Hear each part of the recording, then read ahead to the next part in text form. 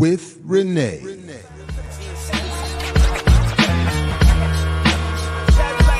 Yo. We wait all week and all day for more. Saturdays with Renee.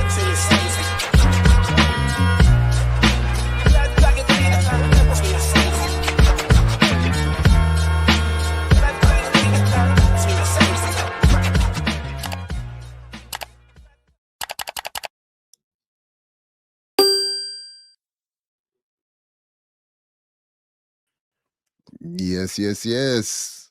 What's up, world? Welcome to Saturdays with Renee here at Black Liberation Media, episode 59, featuring Renee Johnston, Jared Paul Geechee, y'all, on the tag along. What's up, good people? What up? How y'all feeling? I'm here. I'm tired. Yeah, I'm tired. I'm tired this morning. Which tired? Tired of the shit or tired physically? All of it. The combination. All of it. Yeah, little low energy so far this morning. Yeah. But feeling better now. Good to see you all. Good to see the remixers coming in. Please do like, share, subscribe. Drop some likes and put this in your socials. Support the Patreon, blackliberationmedia.org. Geechee thirsty. I can't drink. I can't drink nothing. See, Jared tired, but this is some coffee, Suja coffee. Maca, cacao, and all that other stuff. God, can't catch a break in these streets, man. That was funny. Yeah, it's rough out here. Yeah. Was up late paneling virtually with Jackie and them. Oh wow. With some good UNIA. Wait, what? And yeah. Jackie and the UNIA. Baba Mosi invited us to be part of a panel. Had me up late. I was about to say that sounded like it was past bedtime. Yeah, it definitely was. And it was it was good. We got taken out to the cosmos. That's hence my background. Okay. I owe Jackie a phone call too, as you just said that. There it is. You would say Baba Mosi is a forward-thinking UNIA or more progressive. I don't think I meet a lot of UNIA thinkers like him or experience them. Seem like maybe you should also clarify UNIA just in case folks in the chat or in the world when they watch this don't have a clue what you're talking about. So the United Negro Improvement Association. Garvey's yeah, his old well, not old, but his organization that he started and it was revamped a couple times, and maybe this is the third iteration right now or something like that. I'm honestly not that familiar with the history of the organization beyond its its foundation and that, but it was good, and I got to see a brother I haven't seen since I was more active in DC, Baba Sangor, and so that was cool.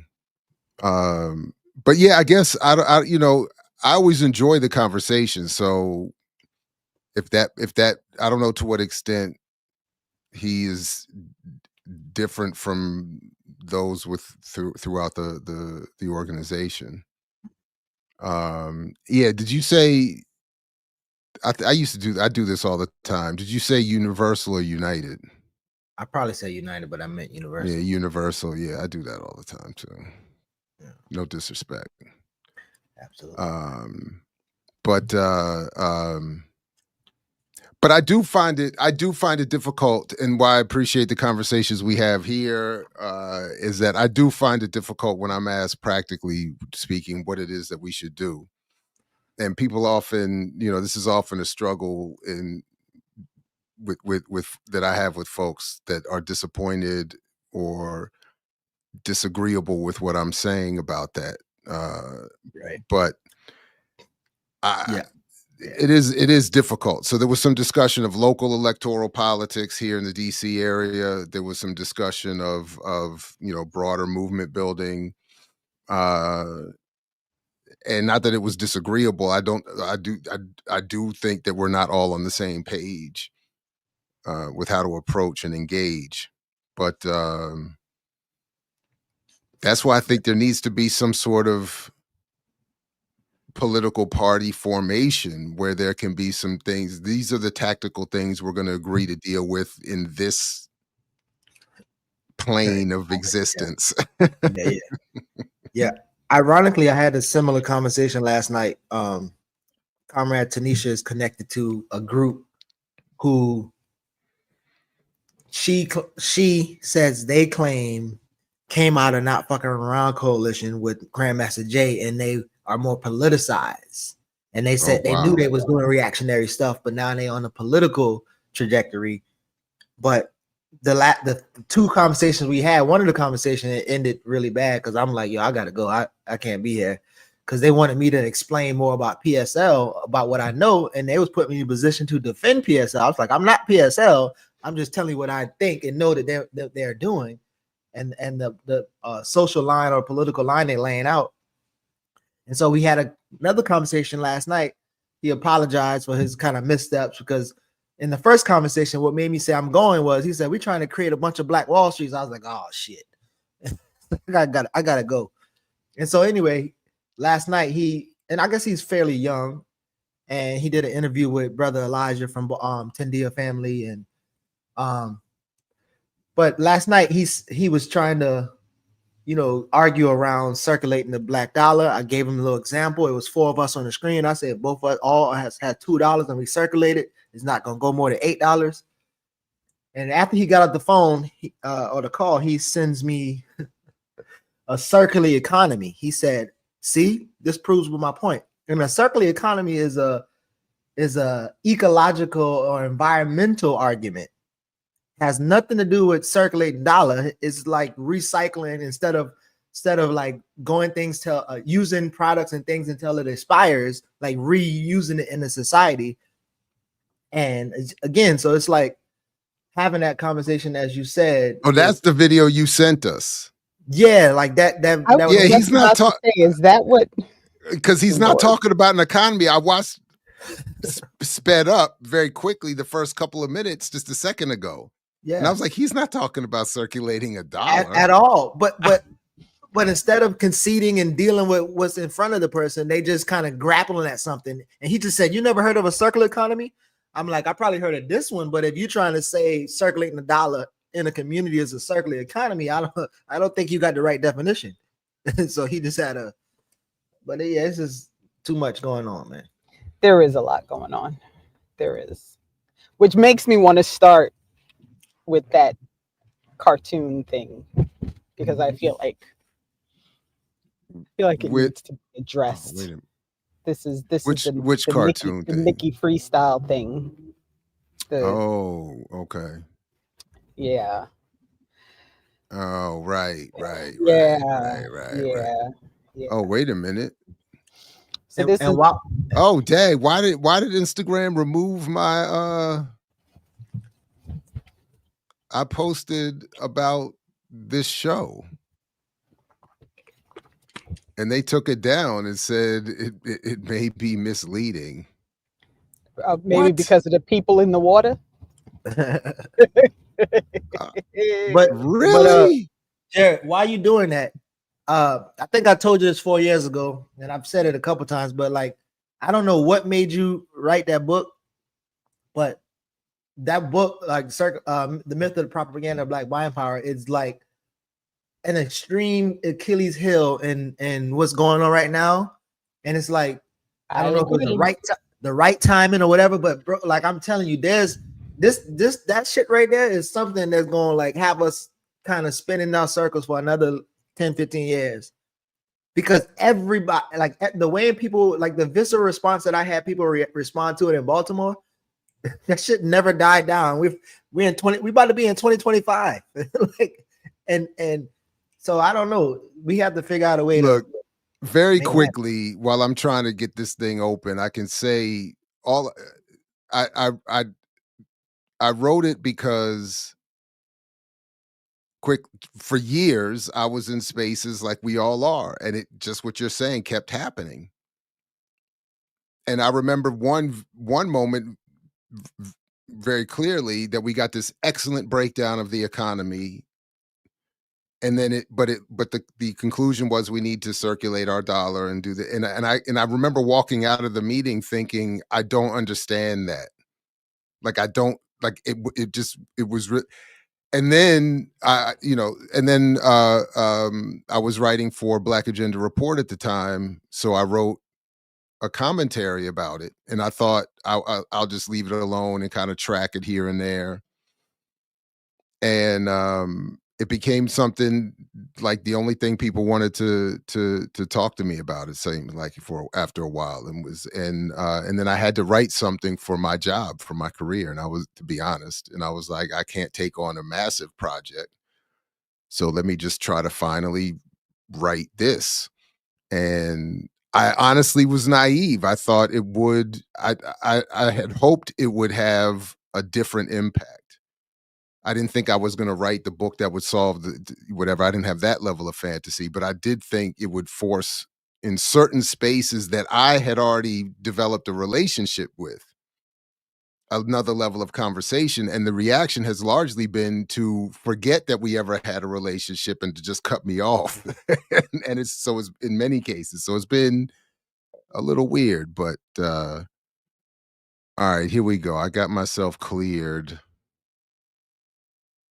And funny enough, this actually it jives well with the book, because this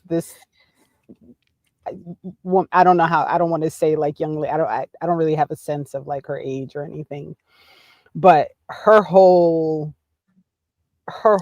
thing is like marketing and stuff. So anyway, so Geechee, you had sent this picture on our on the text thing on our group chat, and I saw it and I was like, what is this? Like, I don't what is this thing? And so last night, as I was doing my research on where the Harris campaign spent their money, I came across this thread again, and I was like, oh, this is where this actually came from. So this is Nikki Freestyle is her website. I think her actual name is like Nikki Frenny, if I'm pronouncing it correctly. But it says, I never expected this image I created using AI for personal to resonate so deeply with others. It was inspired by another image meant to reflect my own thoughts, and I planned to hang it in my office. But somehow it struck a collective nerve, going viral in a way I didn't foresee. So scroll down a little bit so we can see her next thread. Right now, many Black women are feeling exhausted, disappointed, let down, and tired of always being the moral compass for a nation that seems to reject us at every turn. As this country crumbles under the weight of cruelty and chaos, we are choosing something different this time. We are stepping back, standing on the sidelines, and prioritizing ourselves. For once, we are embracing the power of rest, healing, and self-preservation. It's long overdue. Self-preservation while the world burning? I'm sorry. Like the fire is going to stay over there. It's not going to come to the building you're sitting on. Seriously. So there's so much to unpack in this whole thing, starting with the fact that this person, Nikki Freestyle, Nikki Frenny, whatever, whoever, so she is a person who sells her style, right? So like her website is about fashion and travel and food and Gucci bags and like all this stuff. And she at least got this part right. Sorry to interrupt. No, you're good. So she at least got but that I part, just so I poked around on her Instagram just to see like what stuff she talked about, and it's all clothes and food and travel, and then Kamala Harris, right? And so when I saw the picture, I was like, I don't even understand like I don't even understand what the purpose is of this graphic. Like exactly what Join Geechee the just free said. hive. Ugh. That's So like y'all gonna sit on the building and drink coffee and the fire is not gonna get to you because you voted Democrat. This like I just don't even understand what I the mean, whole and Renee, I'm sorry to chemicals- interrupt again, but that chemicals- would be Russell's coffee they're drinking. because there you go. That's Yeah, probably. Russell's coffee.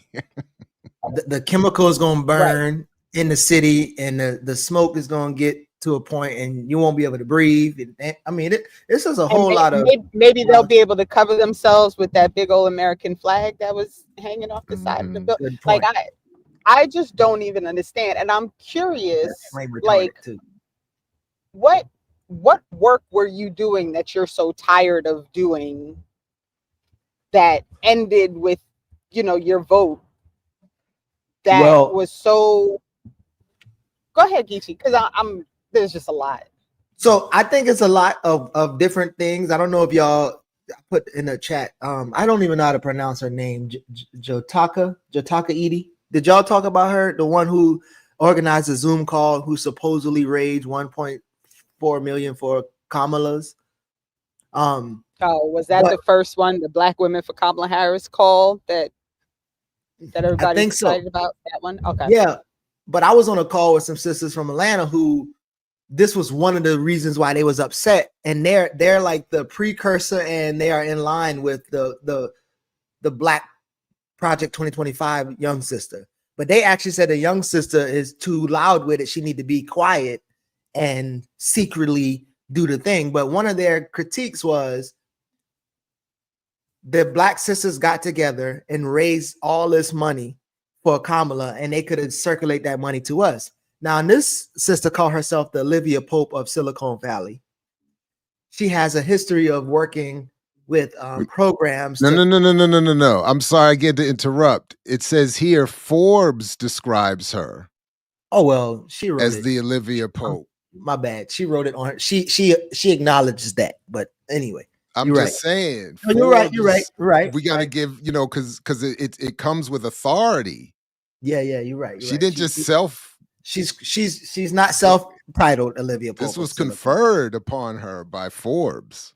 But when I'm looking through her little resume thing there, and I didn't mean to call it little, but her big resume thing there, she is also having programs in Iraq, right, to help further entrench or destabilize the Iraqi government. But again, working in Silicon Valley, and if she and her comrades raise money, they're probably raising money from white elite Silicon. So they're not raising Black dollars to give to Kamala. They're raising elite corporate dollars already that they're in those spaces. So again, this and then obviously right after that, and I sent y'all a picture. Their complaint was, one, these Black women are raising money and giving it to the wrong issues. Two, the Black church raised $244 million a week, which comes from a researcher that's nowhere to be found. They just made up a number. And then 3, circulating the Black dollar, and then 4, the buying power. So I think the work that they are claiming that they're doing is like work that I don't even know that they quite even understand. So there's two sides of this thing. There's the Black women who doing this type of work in the Olivia Pope of Silicon Valley. It's the Black women who are trying to get people to vote for Kamala and lost. But it's also the Black sisters who are saying we need to again do this new thing and circulate the Black dollar and do all these other things. So I think it's just like a plethora of, and then obviously is the Black sisters on the left who just they don't get the mic. The mic not gonna be passed to them. Y'all just keep y'all stuff quiet in the corner. She advised the launch of Goldman Sachs 1 Million Black Women Initiative, which created a historic $1 billion investment in Black women and projects impacting Black women. So if you're asking what is the fatigue, and I mean, I guess so. So this comment says, to be fair, they just seem to be grieving their political loss. And if it was a picture of I don't know, them sitting in a coffee shop, like saying, you know, we can't believe she didn't win. Maybe. But it seems to me that the picture of sitting on top of a building with the flag, watching things burn while you drink your coffee is about more than just mourning a loss. It seems to me to be a statement regarding, like, I told y'all so, and now I'm not doing anything else. Because I've seen some other commentary, like, the next time, you know, a Black man gets killed by a police officer, don't call me, right? Like things like that. And I find it really problematic that someone who is whole persona is off of like style and fat, like these things that are held up as the American dream, right? To be able to buy expensive clothes and to travel and to eat at different places. Like, this is the thing that people keep getting sold on as like the thing that they should be pursuing, instead of pursuing actual like political power and the ability to make things better for the material conditions of regular working Black people and communities and all of these things, right?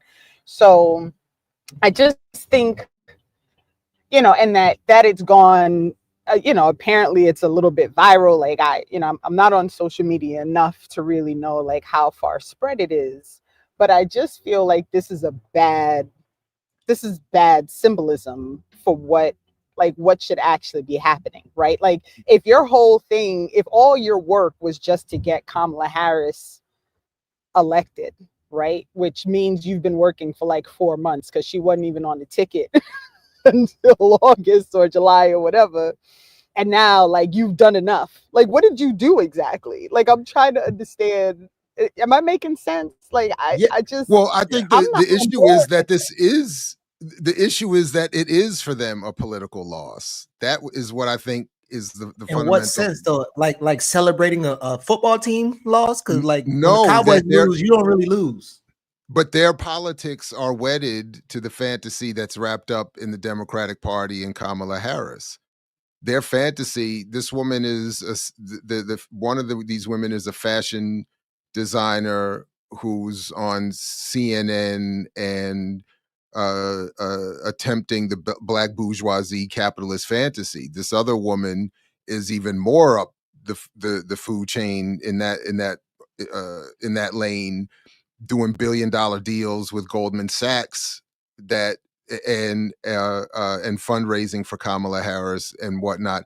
So from their perspective, they have done the work and they are watching a defeat that is for them an actual political defeat.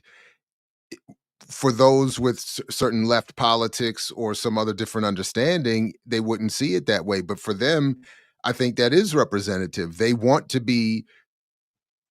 see themselves as looking beautiful and stylish and sipping lattes, happily American, happily having voted for Kamala, and happily feeling like that's the extent of the political contribution they need to make, while also tapping in to the conscious or unconscious cultural memory and political memory of Black women who have actually made substantive and meaningful political contribution and who are often the unthanked base of all of these struggles.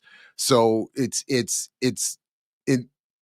I get it from their perspective, but it's ultimately, which is why I don't agree with that perspective, it is diabolical. That is layers of mess. But I think it is for them. Yeah. So Trump political loss team storm the Capitol. Kamala's team make AI art and talk about rest as revolutionary. Yeah. To me, that's consistent. I mean, Kamala is a real life concocted political AI art herself. Right. I mean, she's as fake and fugazi. So I mean, it's Right. It's It's someone all who would melded in happily together. accept. Think of what it means to accept Forbes calling you the Olivia Pope of Silicon Valley. What must that mean of your worldview? Yo, hello. They probably are having some little internal collapse where they feel like I need a break from all this work. It was already taking a break from the work. But I mean, I get it. But what I'm saying is they seem so disassociated from what all of that would really mean. Yeah.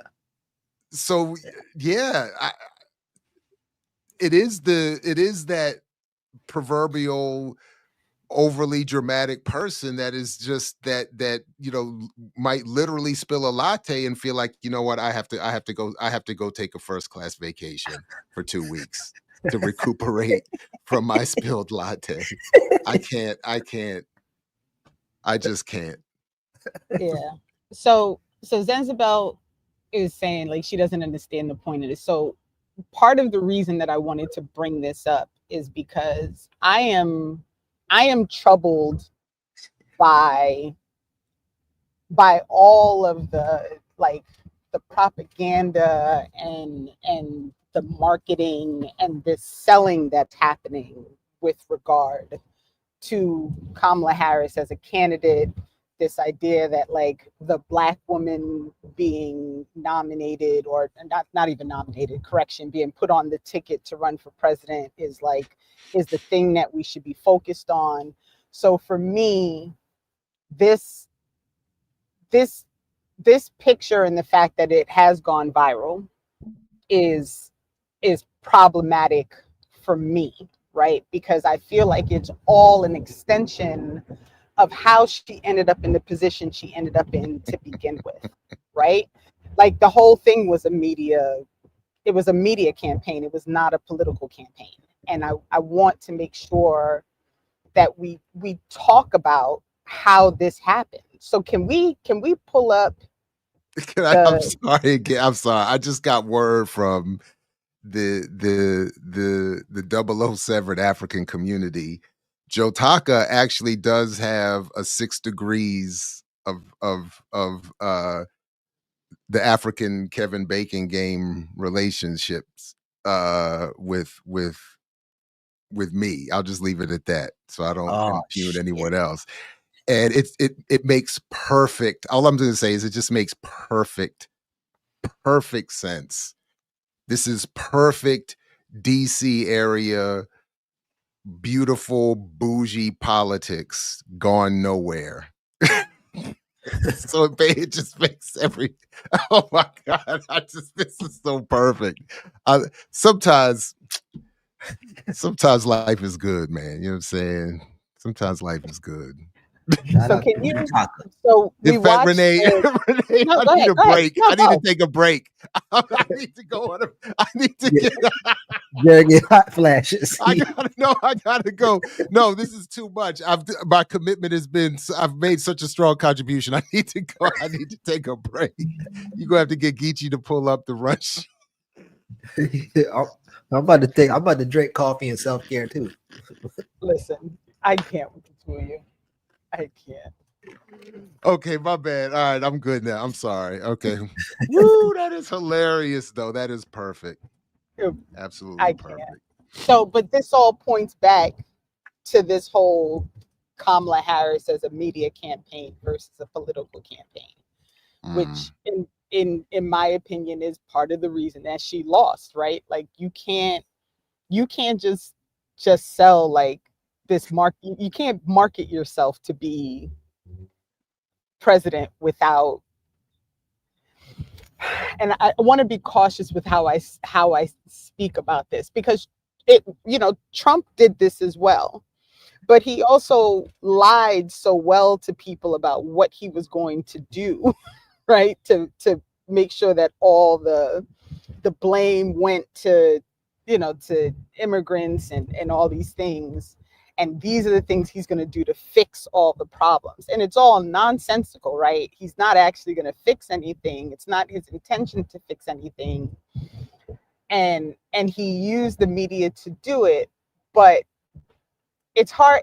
I've been trying to figure out a way to explain that although Trump's campaign had nothing to do with actual policy, because he was lying about what he was going to do as president and presenting it as if it was going to be policy, it read different to the room, if I'm making any sense. Like if your whole campaign is explaining why Trump's the bad guy and you don't present anything that's actually going to say, here's how we're going to fix the problems, then it creates this vacuum which Trump is able to utilize, right?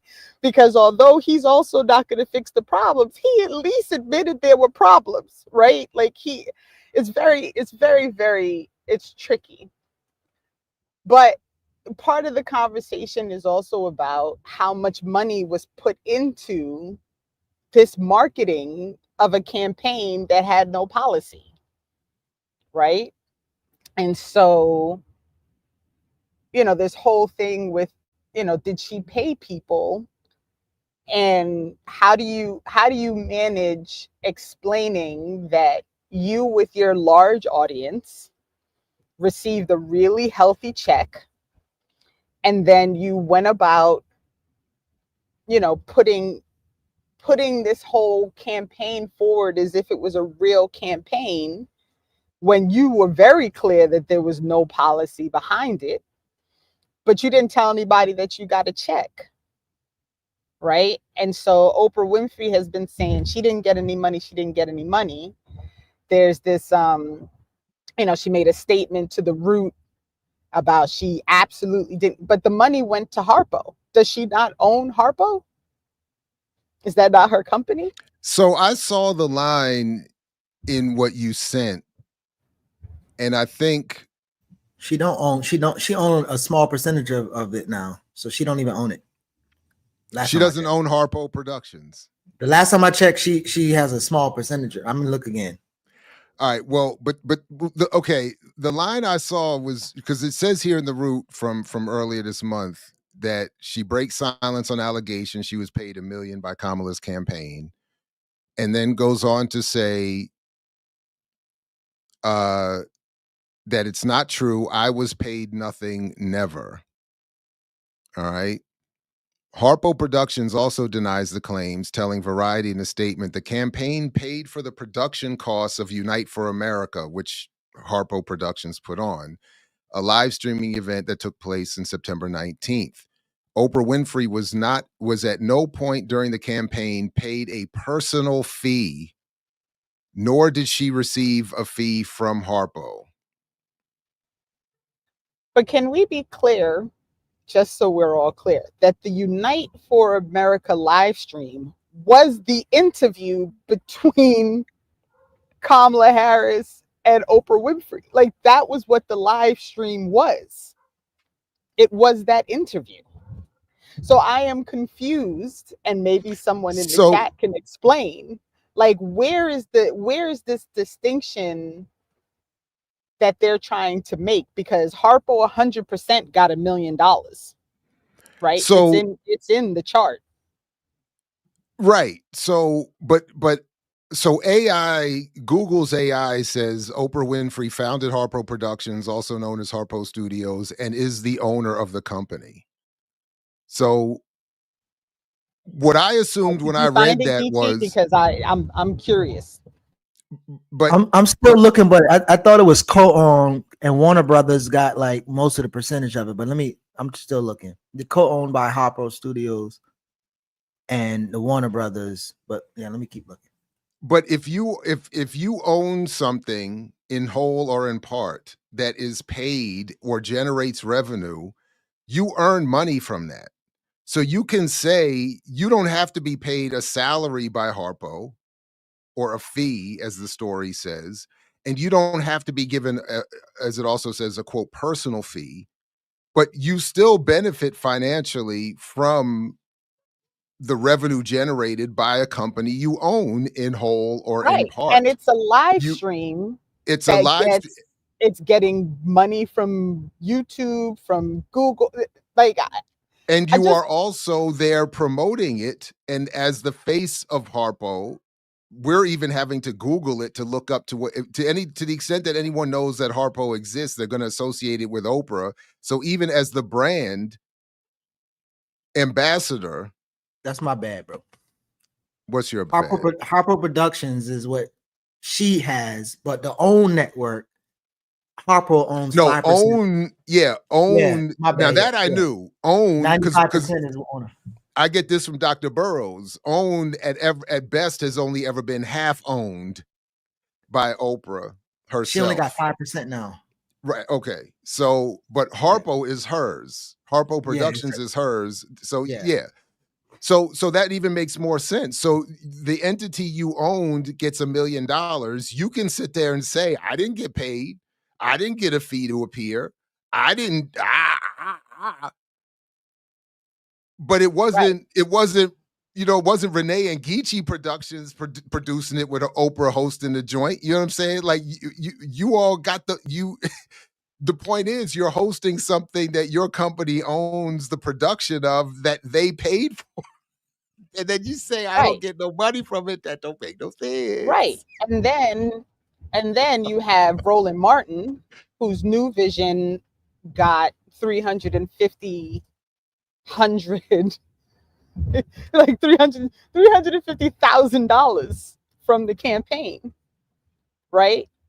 And then when someone asks Roland Martin about doing, this softball interview, he's indignant in response, right? Al Sharpton does a nonsensical interview on MSNBC, and his organization, the National Action Network, whatever his org is, also got hundreds of thousands of dollars.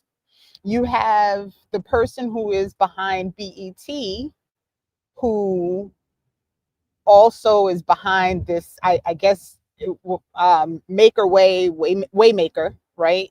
The Waymaker company that did that documentary that was on PBS, Jared, that I sent to you. Mm-hmm.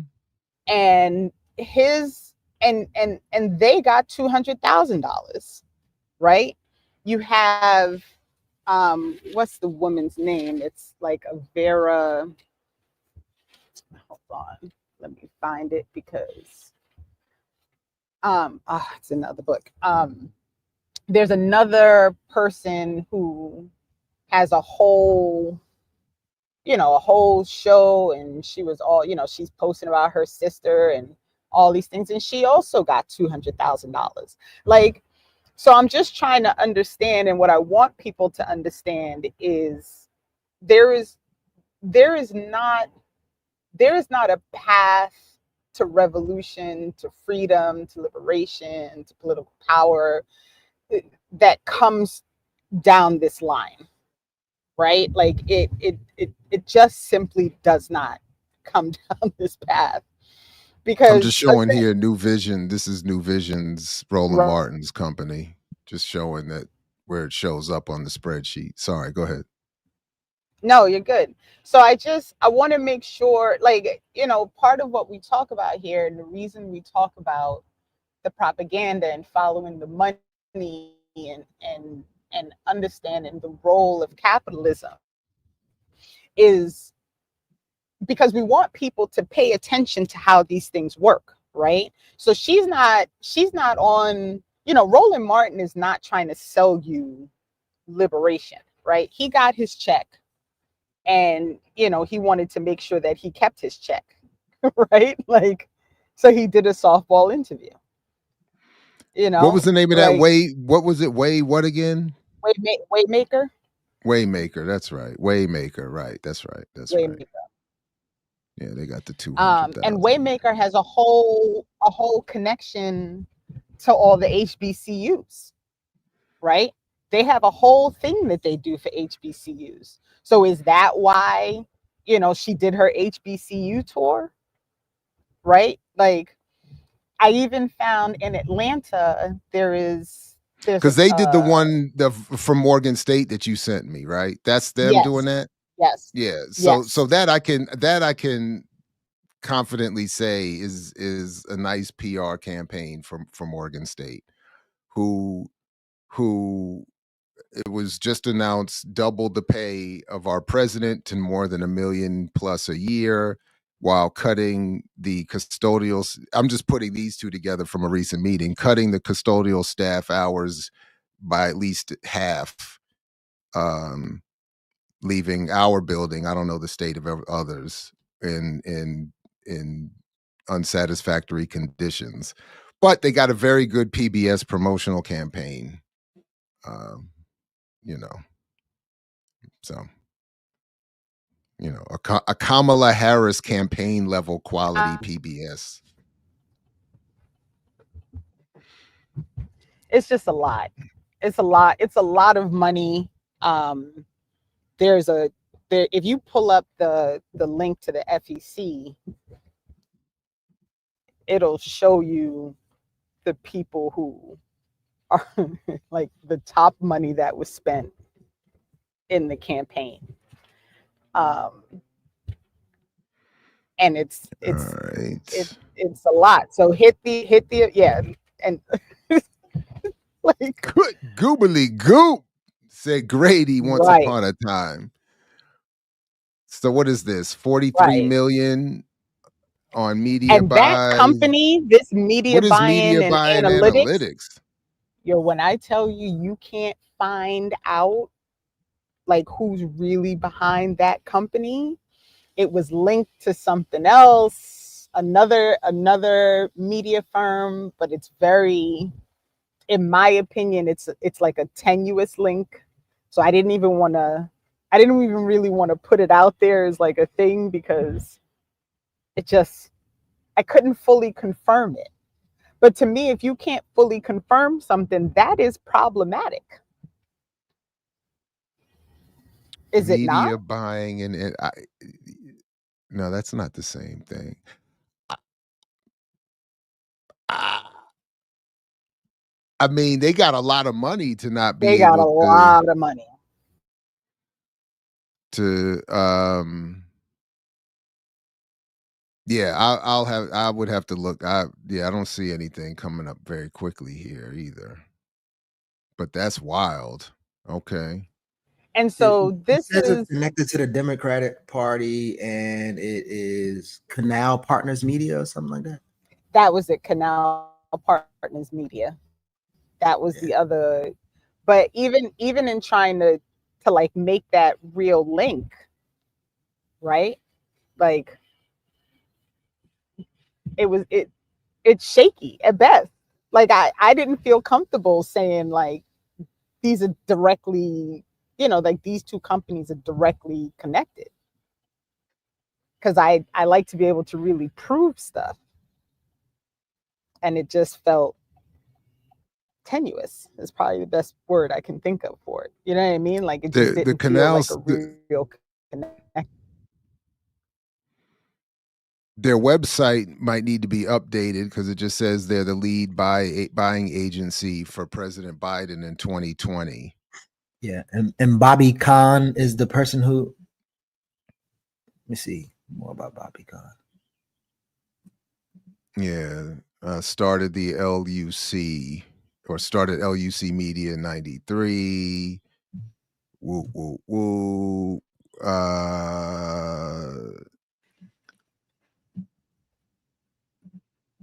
What was this? Following years of litigation against broadcasters overcharging candidates in violation of the Communications Act. So their argument is, give us the money and we'll get you good deals on your buying, your ad buys. Yeah.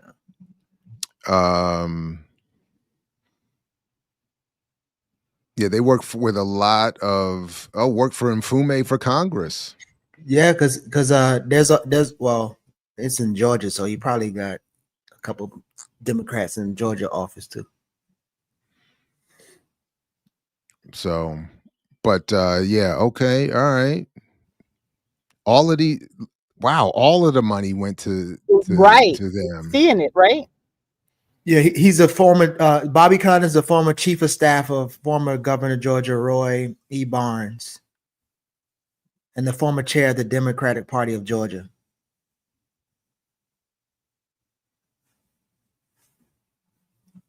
DuPont I'm just Circle saying. Strategies, media. So it's like But all these media. are all it's all media consulting firms, almost all of it.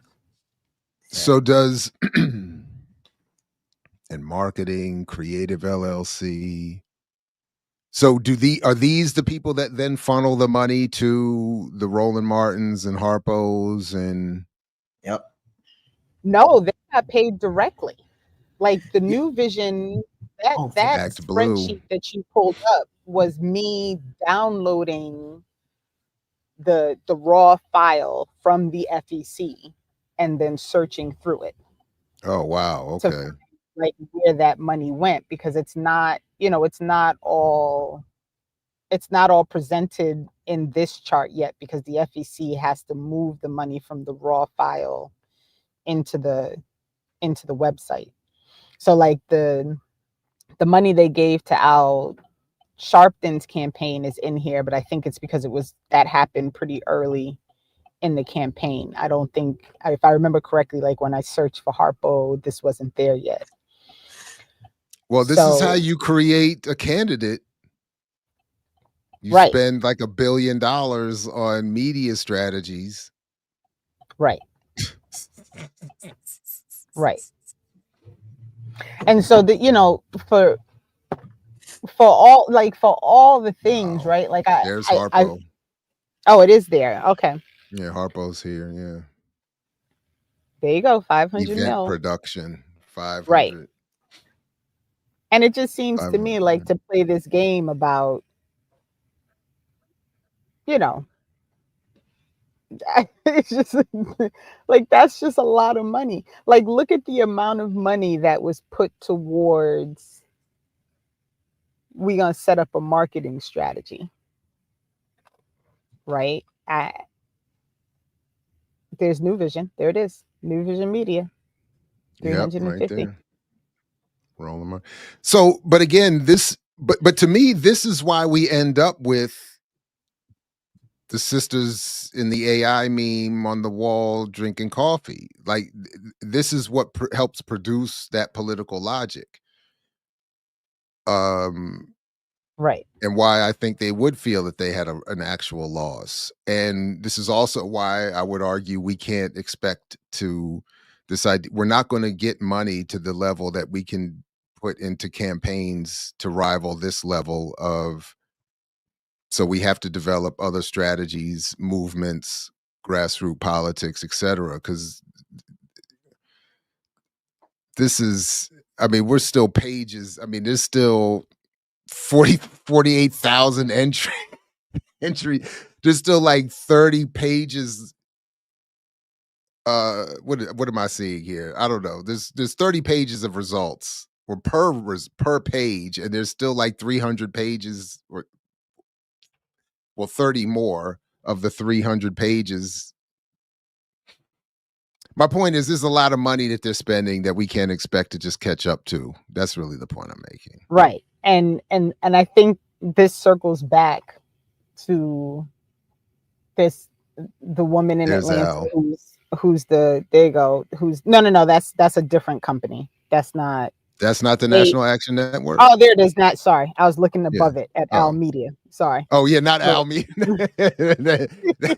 Big Al Media. No, sorry, Little Al Media. No, this is what I meant. Right. Yeah. And they got two payments of they got $250,000. $500,000. Wow. And if you go ahead. Is who does Steve Harvey? Does he have his own thing, Steve Harvey? So I couldn't. So that's the hard part, because I don't know everybody's companies, like, just looking at it off the top of my head. But there's Waymaker. You see it, Waymaker Media. That's the company, right? So, yep. And then there it is, Areva Martin. That is the woman whose name I was trying to remember. So Areva Martin is another one who has like a show and did an interview, and that's her. So how can you even say for certain that Areva Martin, with all her following and all of these things, actually believed that Kamala Harris was a good candidate. Because if you get $200,000, not for nothing, but I mean, I'm sure more than one person who would say whatever whatever you tell them to say. You know what I'm saying? Yeah, I'm just looking for. It says one of Steve Harvey is Steve Harvey Global and Objectively Good Media. I'm just trying to see Paul Harvey. I don't think this is exactly what I was Objectively looking for. Good Media. That's the name they chose.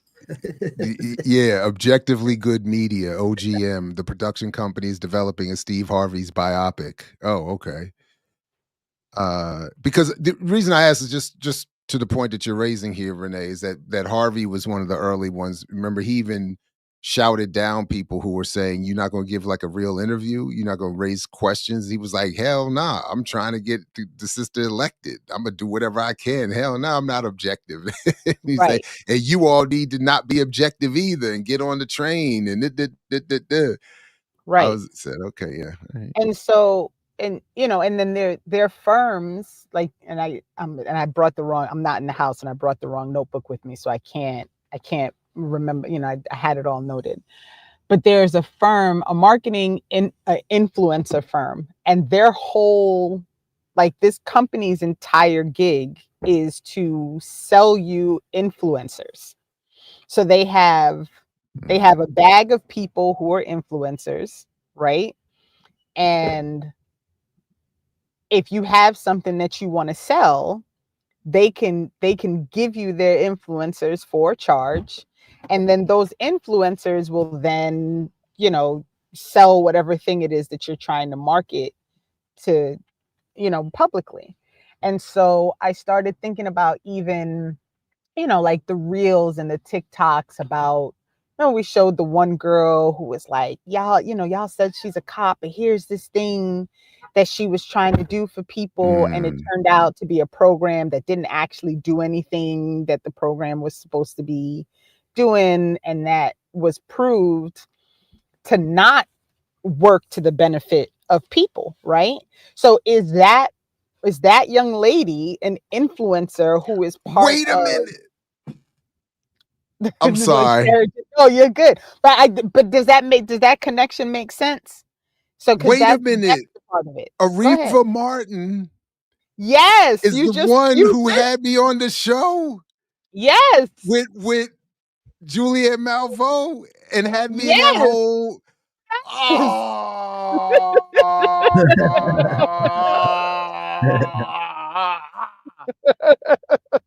See, you always you. I tell you, start going over there in Fox News and all that stuff. That's when you was on Ross when Juliet Malveaux is telling me that I'm a this and I'm a that, and you ain't this and you ain't that.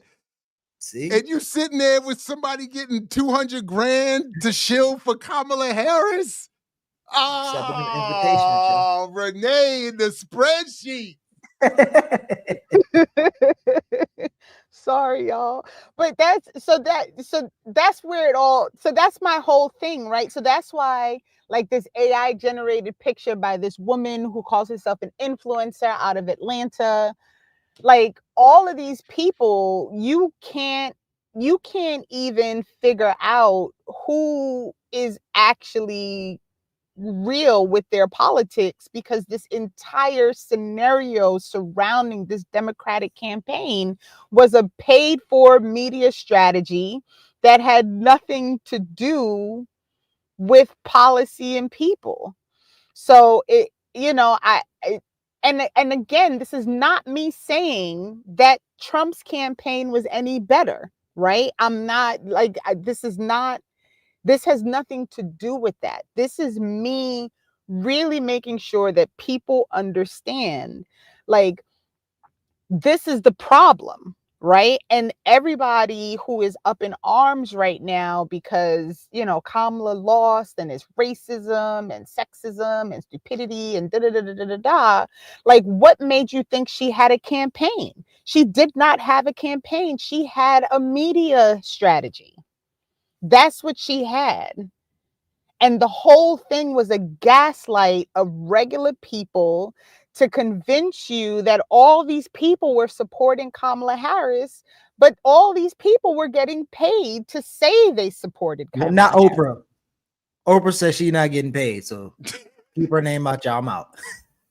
Can I show you one thing that I did go and look back up Yes, about Oprah? go. But I am, Renee, I'm going to need to take a vacation.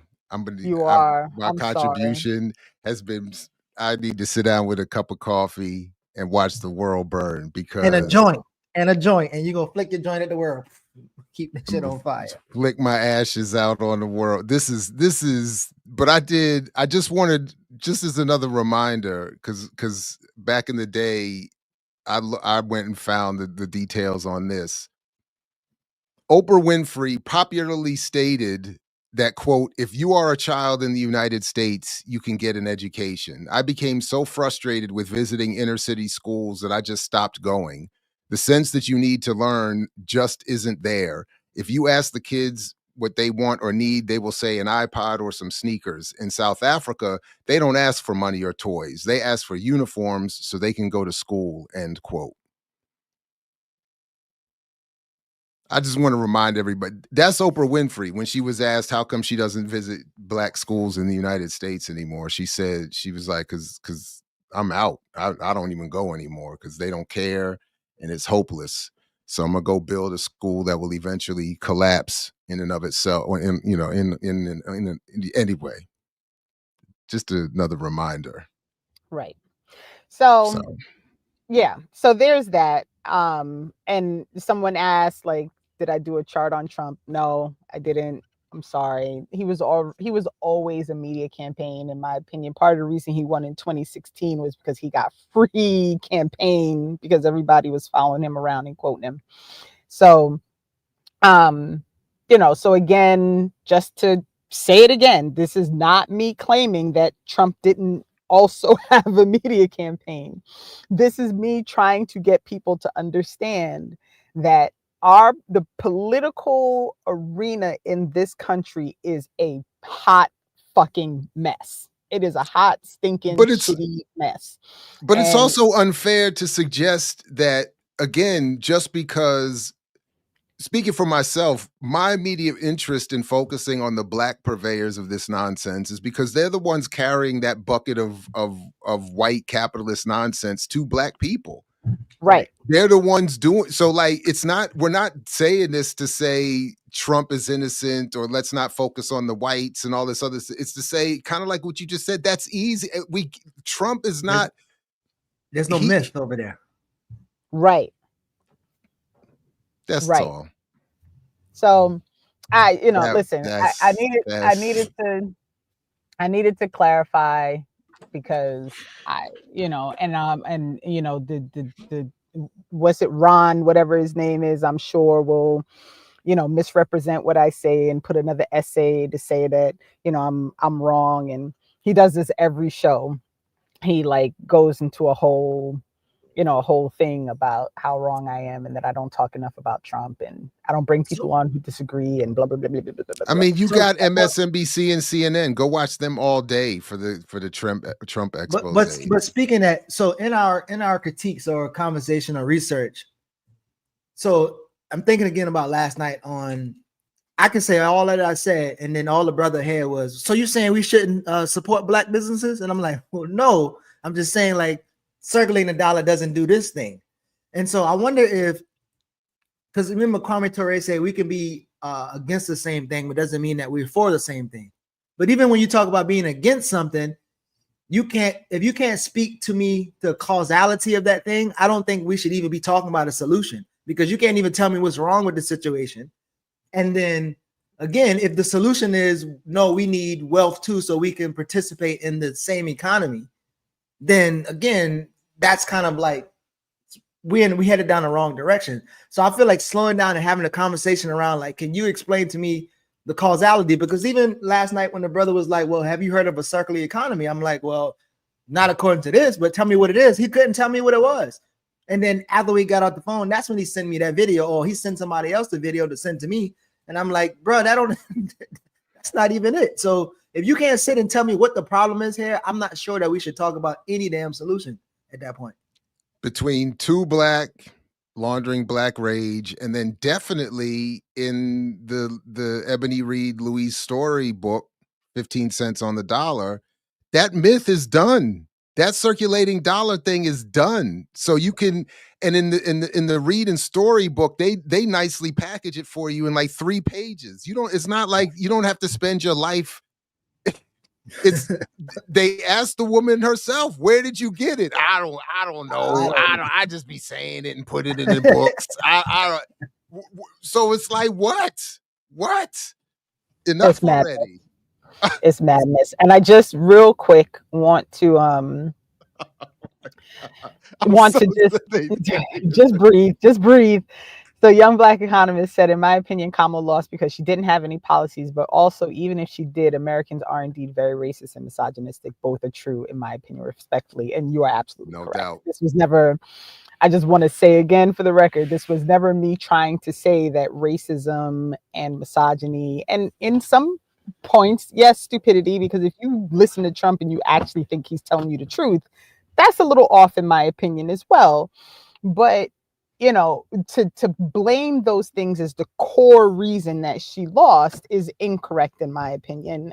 But I agree, both things are true at the same time, and I just wanted to make sure I said that. No, I get that too. And yeah, I would have been even willing to debate comrades on this platform over that had Kamala run a campaign actually advocating radical change, actually saying like, no, we're doing a ceasefire, we're redistributing wealth, we're going to do reparations of whatever you want to call it, we're going to do healthcare, we're going to do, if she ran on those kind of politics and lost, I would argue, I would take up that half of the argument and be like, this country is just put its racism and misogyny on the line and blah, blah, blah. And then maybe I'd have been in an AI sipping coffee with not the American flag, but why, you know what I mean? But you know what I mean? Like I would have happily taken that up, but we can't, but that isn't what happened here. And it's the same thing they did with Obama. Obama didn't, we get it. Yeah, they hated him because he's Black and African and et cetera. But that's not what prevented him from doing anything to help anybody. Listen, and up until then, Kamala policies is misogynistic and just as racist. And just as we clip, you just don't read, beloved. We should clip Jill Stein calling Angela Rye out for talking white supremacist policies. Like, I don't know if we can go find it, but we need to go ahead and clip that part. We probably should. All right. We probably should. But that is like an old ass white lady telling you, listen, you young African woman, you're repeating some white supremacy. How nobody teaches Black people about their oppression like Jews do. So let's get that. Let's shout out to the Jews teaching Black folks how about oppression. You know what I'm saying? You know what I'm saying? That's first they should have taught us how to circulate the dollar like they do. But they did some other shit. Why, Jill? Why wasn't that your campaign, Jill? How you circulate the dollar? Yeah, all of that. I can't. So should we go next to, actually, you know what? I want to go to the Black Project. Quick. Hold on, you broke up there a little bit. But I want to make sure. You broke up. Sorry, you said the black. You're on mute now.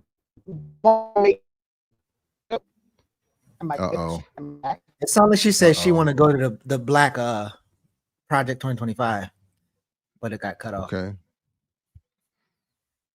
Renee, you back? I don't think so. See, them run sheets. Go and tell Pro got him. Yeah, I don't know if this is something that's going to correct itself fast enough, or if. But folks, while we're doing this, please do like, share, subscribe, support the Patreon. Black Project 2025. All right. We hear you. And anything in particular from that line, like what do we want to do with it? So I want you to make sure that people watch your video. So you need to make sure that people watch your breakdown. They need to watch your breakdown to understand. So tell me this. But I also want you to pull up. I want you to pull up the fundraising sheet, the fundraising website for it.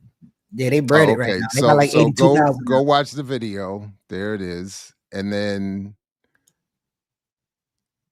it was a little bit of fun to do it. And her internet during her webinar was worse than Renee's right now. And Renee is in a car driving through the wicked streets of Newark while Sis was sitting in I don't know, was that an AI background or some kind, or was she in some legit fancy? She looked like she was in some beach estate or some kind. I don't know what she was. She looked. They're at 82,000 now, but like, so what's the thing? So I know when I used to do a little content curating, like they say you got to post consistently and one of your videos will hit and whatever. And then a couple of videos went viral, but whatever.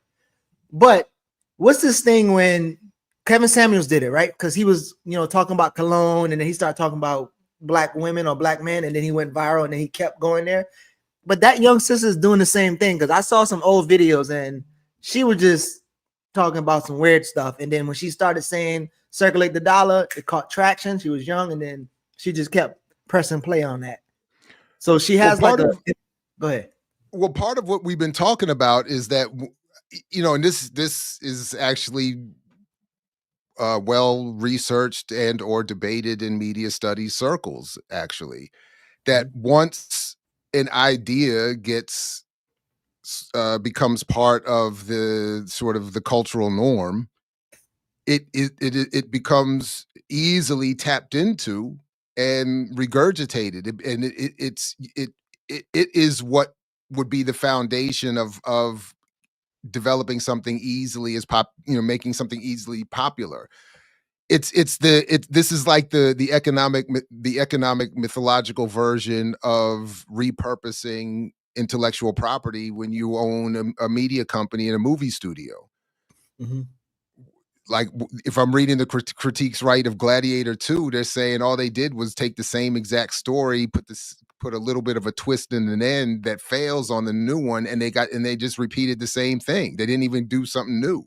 So that's what this is. So yeah, if she's and her name is Anaya Holloway. She comes out of as she was saying in her webinar, ad buying, media buying spaces, commercial spaces, and former student athlete.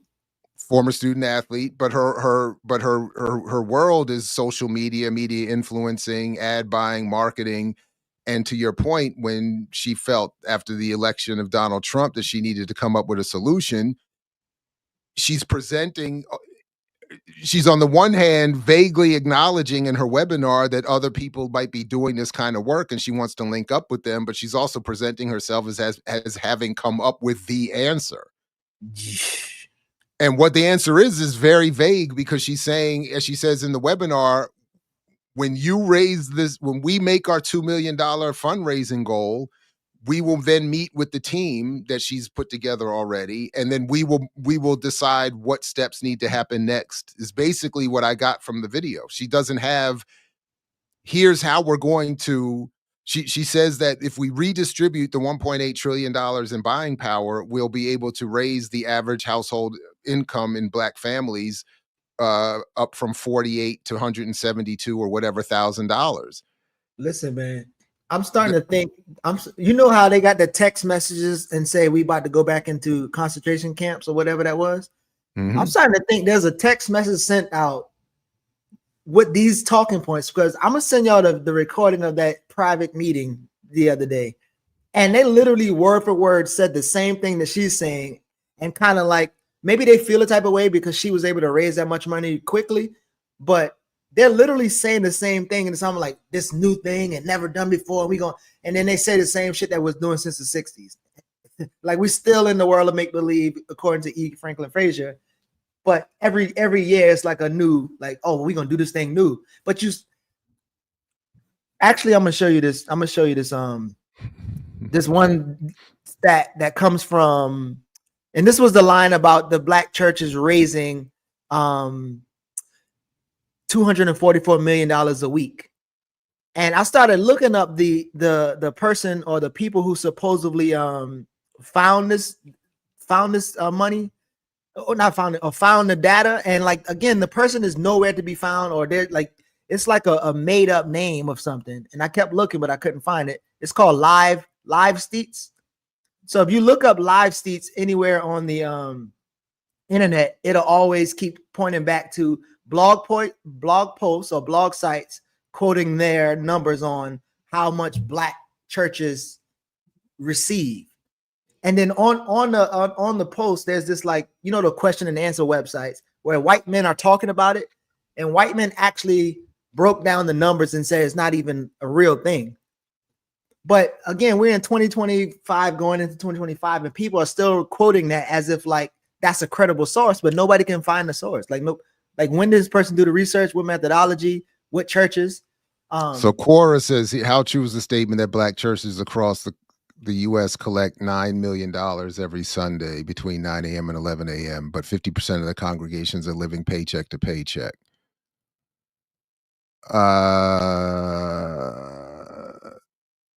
It seems the numbers are low. This is a comment. Oh, so I thought this was where they provided. Didn't somebody? Oh, they just put the questions up here. Oh, my bad. I thought this is where somebody supposedly found an answer to the question. But again, there's no answer to the question because the numbers just don't make sense. And the majority of the elite Black folks, they don't go to Black churches. They go to like mega churches, biracial, international, whatever, right? And the very small people, like they're not producing that type of money. But even if, like, I think somebody broke it down to us like a couple cent each Black person paying like 50 cents or something like that. But again, these things are, it's weird that you said you just come up with this new thing, but there's a research thing that gives you the number that you're using. And that thing been out for a long time and nobody ever. Just Foreman made the call in the Black Manifesto back in the day. Foreman made a similar call saying the Black church raises X amount of dollars, and then he connected it to white churches and Jewish synagogues and said, all of you need to kick in some money. I'd have to go back and find that document to get the exact numbers he was working with, and I don't know how he did the math. Now it seems like I'm glitching a little bit here too. But man, what's going on with StreamYard? I think Renee need to do a masterclass on research and how to fact find, so people can just stop. People can just stop running to him like, oh, according to so and so, who is so and so? I don't know. Right. And so here's what I found interesting about this Black Project 2025. So even on that fundraising page, there is literally no information. There isn't a description. There isn't a breakdown of what it means. There isn't a website link. I mean, literally, it is a GoFundMe page with a graphic that says, give me $2 million. That's literally what it is. And so what I really like, these are the things that really, I mean, this irritates me, right? Because we are living in some really wild times, and I don't understand what this person is doing. Like, so I didn't look at the I'm just showing here as I think I'm frozen now too. Do you even hear me? No, we hear you. Okay. This is the LinkedIn page they link to, and you can join the Discord, which I have not done. So maybe there are answers there that aren't elsewhere.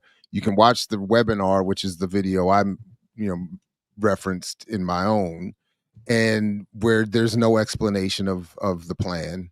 Or you can go to that donate page that Renee is talking about. So that's it. So when Renee is saying that there's no information, I don't want anybody to think that I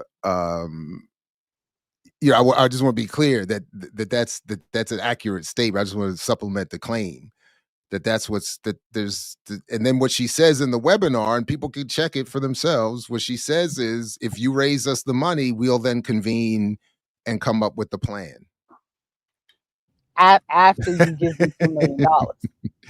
Chitty Bodges says you ain't no answers in the Discord. I'm just saying, I'm just being, being responsible and saying I have not looked, but I mean, this looked like the Umar blueprint 101. Just raise the money. Black people ain't gonna ask you about it. It's wild. Yeah. That video with Umar was funny though. Where dudes seemed to challenge him a little bit. That was a little bit funny. Oh yeah. But yeah, no, I mean, this is, and that's again the point, that this has been going on in some form or fashion for over 100 and some years, and been evolved into almost an official ideology of sorts. It's an entrepreneurial ideology that has been evolved over time, and people can tap into it. So when they think, well, and it is, the youthful hubris maybe also that I'm single-handedly going to, and I felt that I'm guilty of it when I was a younger person. I had a version of that. Like, now that I'm in here into the revolution, it's about to kick off for real. Like, but I just did it quietly in the back of meetings. I didn't have a social media to go on and say, I figured it out.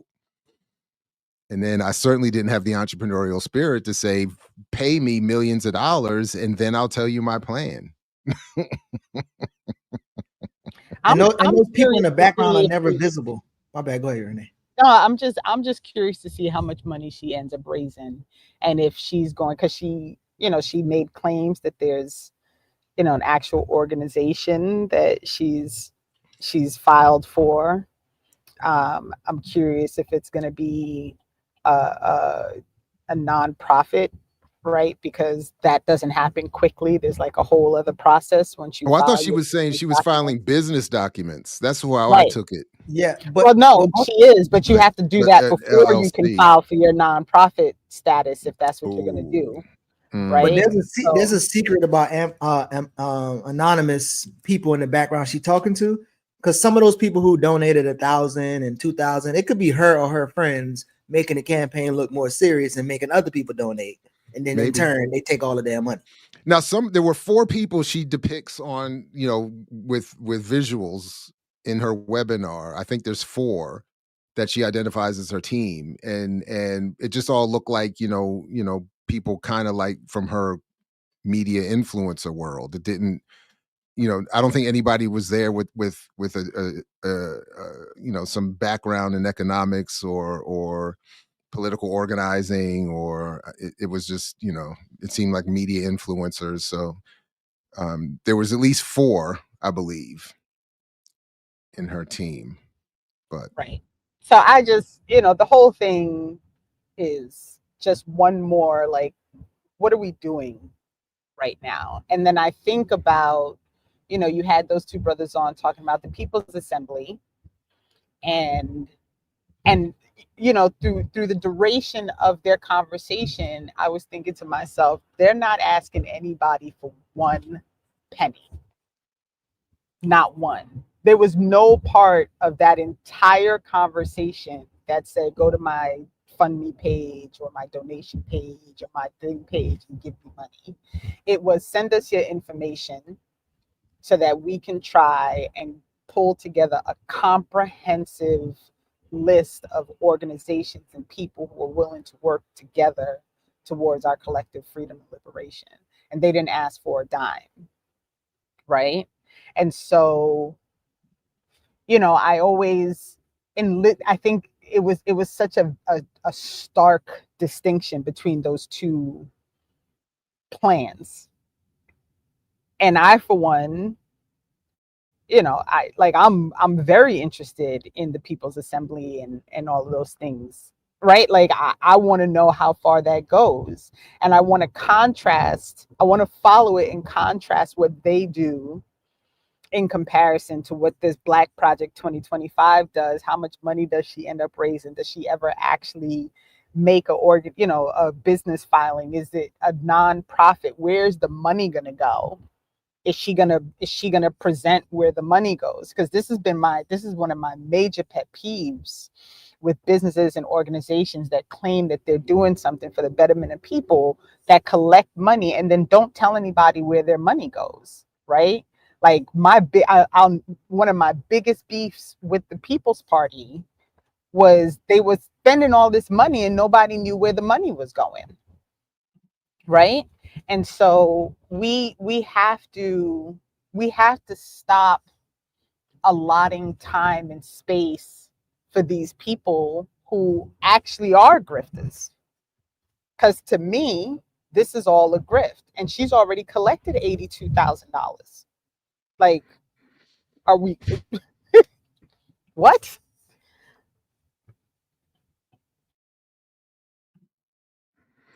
Yeah, it's wild. I got some live update of Renee's research and how it shows up in the streets. Here we go. What is this? It's in the link. I'm drinking the wrong drink. What is Renee. Keep going. What a money resign. What a money resign. What a money resign. Okay, I'm doing something with the this month. Any deal that y'all got and they beating us, I'm gonna be about $400. Just give me a bit in the paper because I'm. Renee going to where the money resides. Where the money resides. What in the hell is going on? Oh, is he selling cars? Is that why he got out of a car? Yeah, I think so. But okay. Shanae, not Shanae. Renee knows where the money resides. That's how you find the research. Find out who getting the money, where the money going, and then we can really talk about what's happening. There you go. I know this. Don't let me find out that there is no way to track what she's doing with them people money, and then she don't give it back when she don't get nothing done. Like if she doesn't, the other thing I know that she didn't say is if she doesn't get to her $2 million. She's not getting next meeting because people. She's not getting to that 2 million, right? I know she's not getting to it, but is she gonna give people back their money? No. That's my point. 80,000 is enough to invest in Bitcoin. How much? Can't you get like 2 Bitcoins now? Oh no, that's 1 now. The number went up. So. No, it's a Bitcoin. I saw this morning. It's up to like 98 something thousand. Damn, she can't even get 1 Bitcoin? She can't even get 1 Bitcoin. I can't. Not even so one. Speaking of raising money, as I make fun of other people, but I will say that Public Square Amplified is an actual bona fide nonprofit, and you can actually see where the money goes. So, not for nothing, but it's verified. But we released 2 letters on Thursday.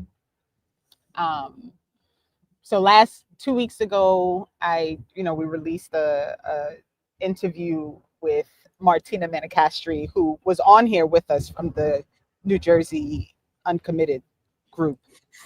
And when they changed to No Votes for Genocide, we did a written interview and we posted that interview. In part of the back and forth that I had with Martina, I had asked her if she could share some questions with some of the Palestinian activists that were working with the No Votes for Genocide campaign, just so we could get response from Palestinians about what was, their take. She sent me 2 written responses that were so gut-wrenching, and I don't even have words for how I felt when I read the 2 letters that were sent back. And so I forwarded them to Josie, and I said, we can't put this with the interview. We have to find a way to highlight these separately. And so we posted both of them as this article, Letters from the Palestinian Diaspora. And included in the article, that picture is a picture in Palestine this summer, taken by Lana Mustafa, who is someone who works with PSA. And there are some other pictures. And we picked these pictures specifically because this is not the Palestine that people understand exists, right? Like, they don't see this Palestine when they're told that it was a land without people. They don't understand. They don't understand what is there, right? They don't understand that it is a wealth of resources, and that is why it is part of the empire's goal to remove all of the indigenous people and steal the land and the resources. But I wanted to share this very quickly because I really would love for people to read these letters, right? I want, if I really want people to read these letters because they are gut-wrenching. And one woman, Mona Dalia, is from New Jersey, and then the other woman, I don't want to mispronounce her last name, but she's in Georgia, and she was part of the No Peace, No Peach, No Votes for Genocide movement out of Georgia. And I just wanted to share that. So, if people can take a moment and read the letters and look at the pictures that we got from Lana and get some, it's hard to read, but I'd like people to take a moment to do that if they could. So the link is in the show description, so folks who want to do that can follow up. But yeah, if you're watching now, just refresh and you should see the link. But yeah, thank you for sharing that. So should we do Raw Peace? We got, what is that, like 25 minutes left? Yeah, we could do Raw Peace so I can go hand out some groceries. But let's go. You giving out food today, Geechee? Yeah, man, You're a man of the people, Geechee. Yeah, so man. are we eat half of it though? I'm gonna tell you that right now. I'm gonna eat half of it, but I'm gonna give out the rest. Did you want me to show the trailer or can we or any of the trailer? I mean, you may have to go back and delete this part, right? Is that gonna be too much work later if we get no, because all I have to do is I can just tell them I can click the option that they offer to trim this out, and or just show the picture. We have to show the trailer? No, let's show the trailer. Okay, no. I don't know how many people know that this movie exists. All right. So that's 22.5 times 2. 45 plus 11.25 is 56.25. Damn. Can't be 7 years old, smarter than your old man. All right. We can walk to my place from here. Oh.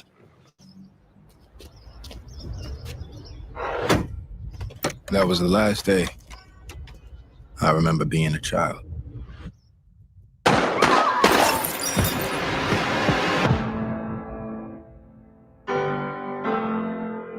I did not commit this crime.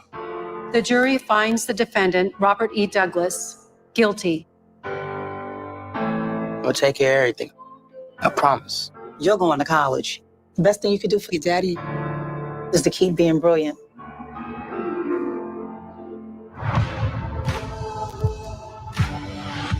You got into jail! I'm not here to educate. I'm trying to learn. I'm trying to figure out the best way to help my community when the time comes. It's time for you to fly. So they see, they can. Show me some redemption. How much can you put together for a lawyer? I mean, a good one. There's no. God help me, I love that man, but he will watch you burn to the ground trying to get him out. Show me some redemption. You're pulled between this place and home. It's hard to know what's more important.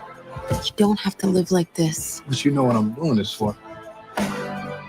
For once in your life, find your dream.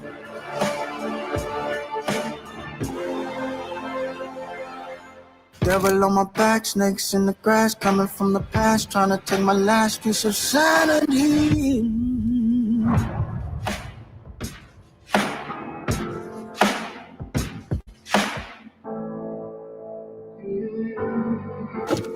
I'm not proud of all the choices I made. Was I prepared to risk everything? I'm Robert. Deshaun. Peace.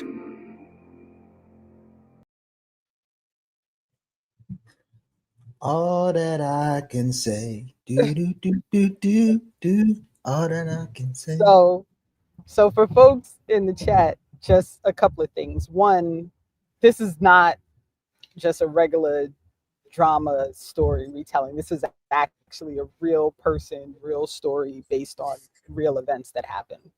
And spoiler alert, right? Or no? Yeah. We gonna spoil all that spoiler shit. alert. Yeah. Definitely Let's spoiler spoil alert. all that shit. Right. So you know what I think we should the do? movie is utterly depressing. Go. What should we do? I think we should break down each of the characters and what we saw and what and conflicts or liked or whatever. So we could go with the dad, we can go with Rob, we can go with the mom. Before we do that, I just want to clarify: is there anything that we want to make sure we leave time for? Because I just want to make sure we don't take too much time and leave something else out. But because that could take a minute, and I don't mind. I just want to make sure. But I'm not prepared to do that level of breakdown that Geechee's mentioning. So I don't. Okay. Just high level. You like real quick. You gotta send we don't gotta go into notes too much details though. We could just like quick responses or takeaways from, because we don't got a lot of time anyway. I mean, you got the father that you're supposed to never be sure whether he's guilty of the crime he's sent to prison. First of all, my thing is, I think, Renee, you sent me the biggest tell when somebody's asking in the chat about the Vernon philosophy. The biggest tell that this is because it's a powerful film. It's well acted. I think the story is well told. I think the production of the film is good. Everything sounds good. They put Time's Up from OC as part of the soundtrack. So I was so in terms of the Vernon philosophy, you start doing stuff like that to me, I have to be careful because I'm going to start missing good, important points because I start getting lost in some of the soundtrack. I get lost in some of the story. You start telling aspects of that I can identify with, feeling like, not to the extent that but feeling like the black kid out of place at an Ivy League institution. I didn't have his genius and his coolness and his willingness to engage with the Yale community in that way, but I felt like a lot of that. And then so there's the brother who's the lead is in the other stupid show that I like, Tulsa King. So like he's the chauffeur. So there's so I'm like, I like this guy, I like the actor, I like this, I'm all of it. But then there's a number of crashing problems that come down on top of it that rang true more easily for me to see. Renee, you had the bomb dropper. So my big thing when I asked everybody to watch it, right, was if they noticed the thing that I noticed, which was like I was shocked in the end that it was absolutely missing from the movie. There is not one law enforcement officer in the entire movie. Not depicted, not on screen. Nope. Not one. Not one. I thought it was one cop with the president when they was raiding his dorm room. Nope. And even when they went to raid, yeah, go ahead. But even when they went to raid the dorm room, they didn't depict that. All you saw was people walking. The camera was really on the dude who was from the university. they don't actually show what happens when they get to his room. It goes straight to him. They go straight to him going into walking into the door to have the meeting. Right. I think they showed him throwing the stuff out the window in their safe, and then so they didn't find anything. Well, we assume they didn't, right? But they never actually show. You know, Lou, that's a good question. If there's a bailiff in the courtroom, I don't recall. I don't think so though, because even the scene in the courtroom, it's focused on the father. Yeah, it focuses on the families, right? So I mean, I will happily watch it again. But my point is, even if there's like a in passing the camera span, whatever, they don't interact with police officers or law enforcement at all in the duration of the entire movie, which I was shocked at the end to think back and recognize. I'm just scrolled to look at that scene again real quick. And I'm curious if that was an intentional decision or not. Like, did they intentionally leave out that aspect?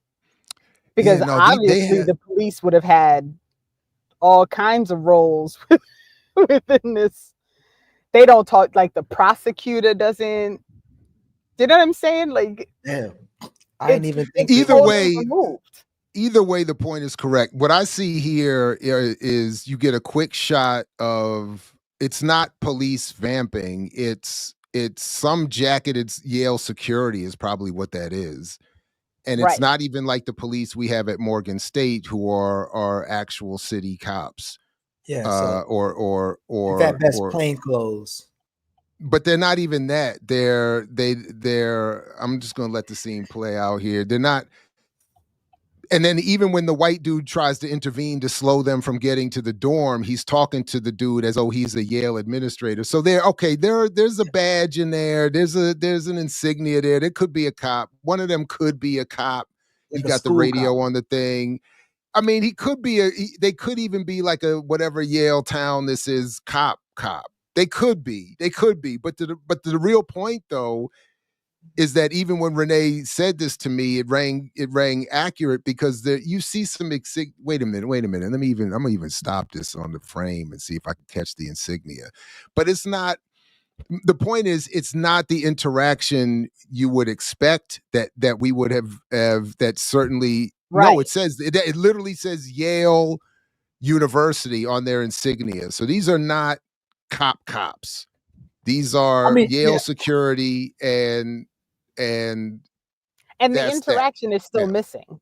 The interaction is missing. In fact, you only get the look of the frustrated administrator having not found anything. So they just have a stare off. And if I remember correctly, he finishes with his degree. Didn't he? Yeah. Yes, they allowed his degree. Yeah, she rescind her recommendation because of the scuffle, but because they didn't find anything, he had to be able to graduate. The only thing that rang false to me, given my brief Ivy League experience, is that he would have shown up on campus and taken over the weed trade.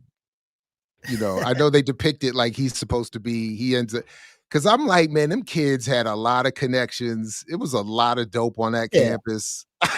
And they apologized to him before they asked him. Go ahead. Right. And there is so much there to this movie. And I understand why people don't want to watch it. And I'm not demanding that anybody do so.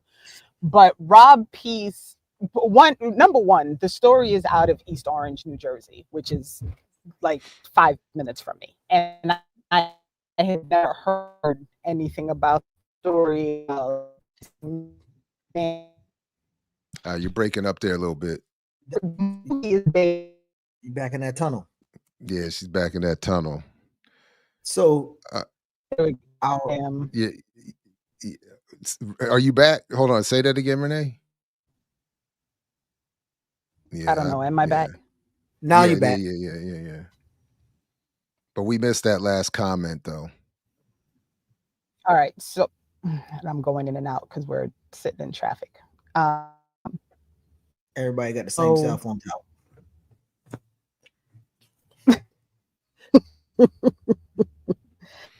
So the movie is based on a book.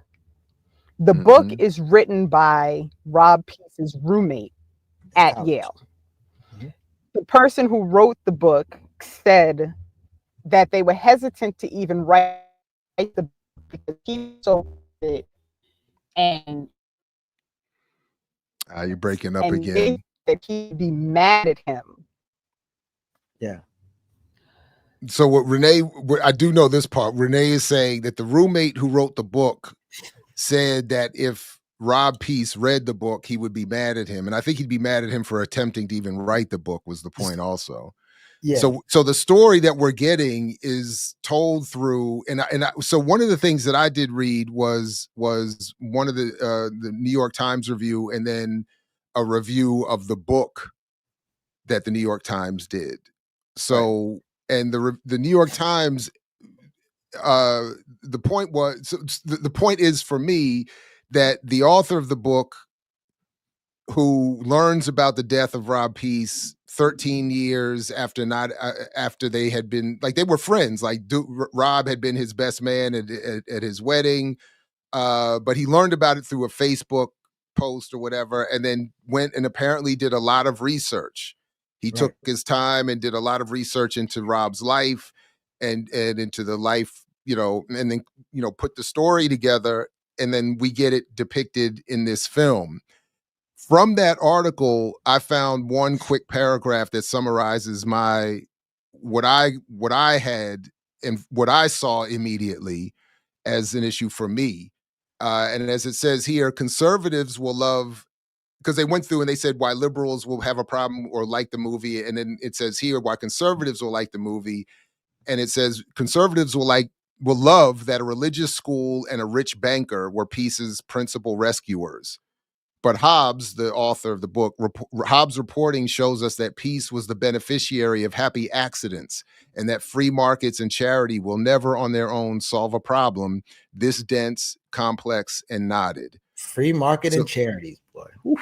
And that was a lot of it. In real estate, and if you can find that, investment support, and you can use that to buy up houses, and the 2008 crash doesn't occur and wipe out what little you had in that, then, and then you can go back to dude and get him to come back and bail you out, at least sort of bail you out again, get you back up on your feet again. But so that's, so it's, the Catholic Church comes off looking really good in this. The sort of broader white liberal world looks, that he's got the white benefactor professor at Yale. He's got the, and then the other thing that bothered me was that even given and I admit that even given the very narrow experience reflected by his going to Yale, or the experience I keep connecting mine to, is that he's got to be depicted, or he had to have been as good as he was.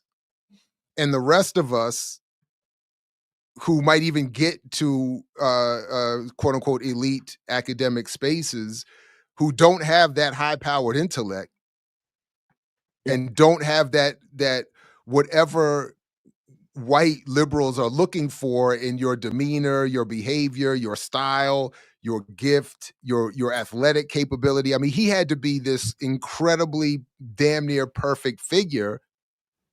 Obviously, But would you agree? So I know there's an argument that we can't fit all these things into a movie because it's only, you have a short minute of time, and so our critiques sometimes go on deaf ears. But when I do look at it, as you said, like this exceptionality or this very world-altering scientist, it's interesting because, again, the world-altering scientist will be used to whose benefit, right? So even when he tried to play with, like, yo, my dad got cancer, I studied this shit, dad, I can help you cure it or whatever. Like, he won't be used to develop cures and all these other things because the funders behind the scientists is going to be the same people who are causing the damn the issues in the world. And so, like, this And then it goes around like the limitation of legality or defining legality, where again, and we're going to talk about this in a couple of weeks with the guy who wrote the book on Atlanta Beltline. But these people with their creative imaginings and world-class skills are being used by capital to do a thing that continuously cause those same issues that they're trying to struggle around. So when this dude have to sell drugs and do all these other things to try to fund his support for his dad, who was present, who did show up, who did support all that he can, and don't get the luxury of his complexities being described of anything, right? So it's just like dad been in out in jail and all this other stuff. But there's a lot of things that show that the man actually had somewhat of good character, respect, community loved him, people supported him. And then why he had to kind of like his house burned down and all this other shit is I just think is interesting, because again, out of context, instead of we focus on this extraordinary individual as they, kind of celebrate, we don't get to talk about the conditions that create the individual, the system and the environment that will exploit that individual, and what will lead an individual from scientist to drug dealer to a real estate aspiring tycoon person who just, again, all these weird ass things where your intelligence really don't matter, and what you call intelligence is probably more of a argument, right? Like, are you intelligent because you could focus on the thing, and that by focus on that thing create something that can be used that's going to further harm people? And again, I don't think. Well, they said he got 15 plus 1,500 something on a 1,600 SAT. So that's. And I admit, I'm also further impressed by people who do the science stuff that I really don't understand. So I'm just, my point though is that he had to be that special, and that able, because what you also see in the film, and this is what I think is the intent in what we get in the film and in the book, and why he probably would have been pissed at the dude. First of all, this is just like the other one that I wrote about in the Mahershala Ali played in that movie about the black dude driven around by the white mobster. It was in the Green Book. Not the Green Book. Is it the Green Book? It is the Green Book. Maybe it's not the Green. Whatever that movie is, the real life brother who was depicted had already said before he died, "Do not make this movie." Oh yeah. I don't want this story told. It's not being told. He was already saying that.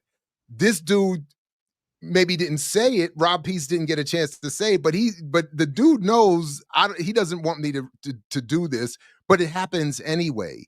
And it becomes part of this country's media apparatus anyway. And then it gets told in a way that is going to appease and appeal to white affluent audiences. This is not, that's what I had to keep reminding myself, even where I was getting drawn in. I was like, but this isn't this isn't made for me. This is made for the author's audience and his crew. And that's why we're getting it, because at the end of the day, they end up with a good story where all of the liberal institutions did whatever they could for this black man. And at the end of the day, it was other black men that took his life because he couldn't get out of that. And yeah, we can show some things where he tried and the system failed and this, that, and thing didn't work. But, and then it literally ends with the priest giving that speech to another group of young black boys. Yeah, but and he talked about giving grace to those people, which I think we, like, you could pull that out and be like, okay, like the grace is trying to explain the social context of a raw piece. What will create a raw piece, how a raw piece will be used, how he would be depicted. And this actually reminds me of the conversation you had with Ori about the guard who said how intelligent Daruba was. Yeah. So when you think about this extraordinary, like all of us have the capacity to be extraordinary in some type of environment, but particular types of extraordinary is suppressed for a particular reason because white capital can't use it. White capital almost probably can't even revamp it to tell a story that benefits white capital or a particular social order. So it becomes how, according to who? But go ahead, Renee. Right. But so there's all this movie is so complex for me, because it's not, it sounds so like, I see people in the chat like, oh, so he got saved by the white people.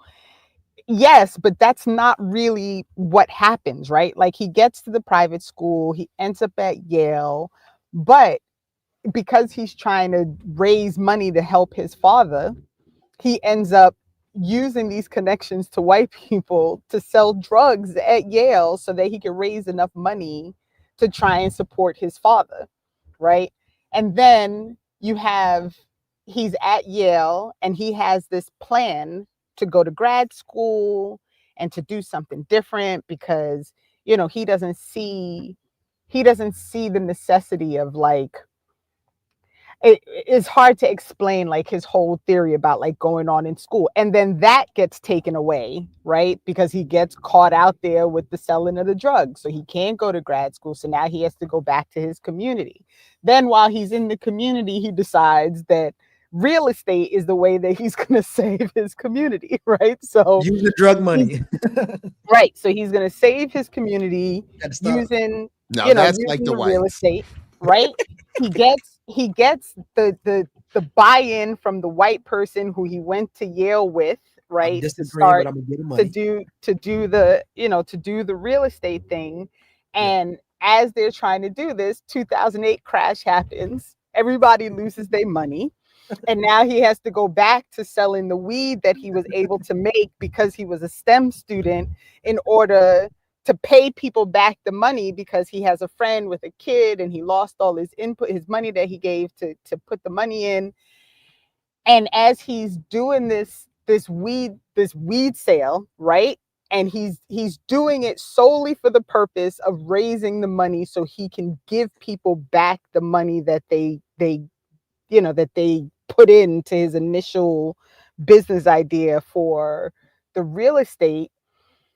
He gets killed by other drug dealers because his weed is too good. Message.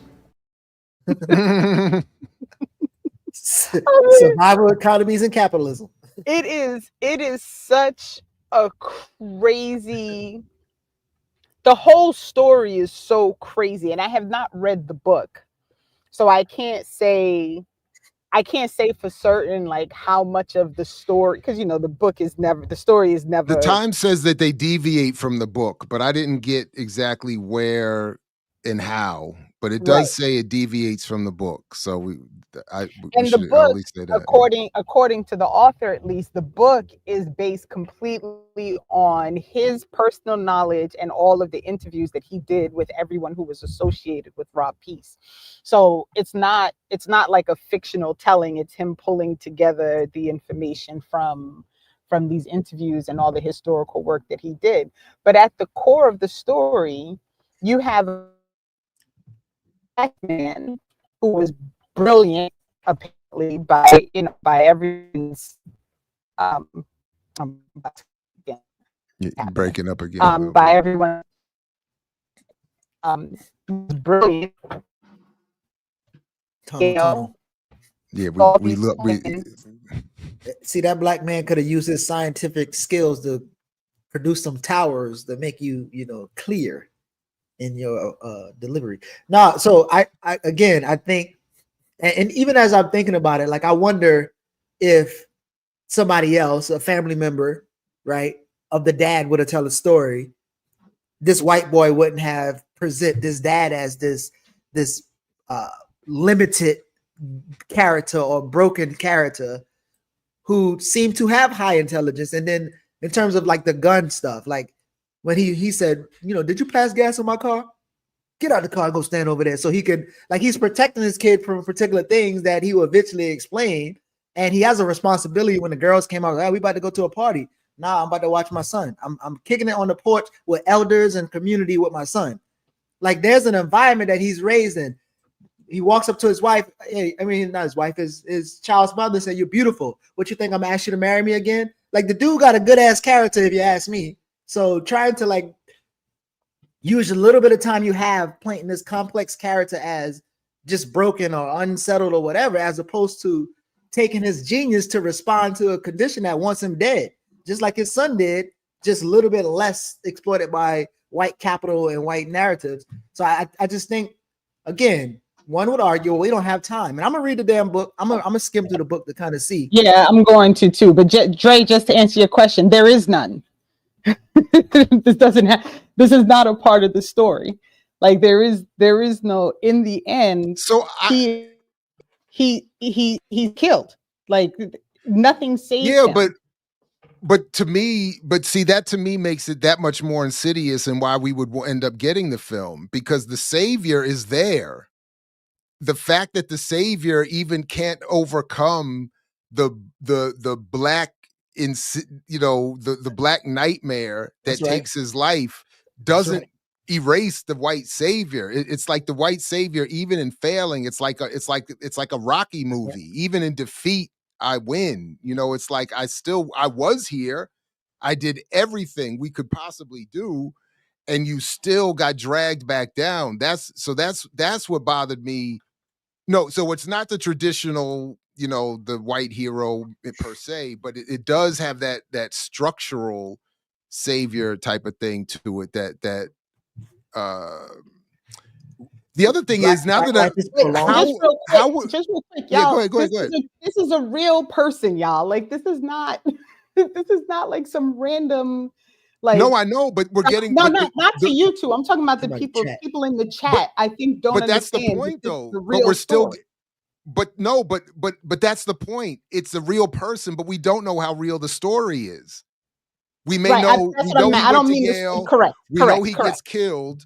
But like, for instance, where do we get this conversation between Rob and his father?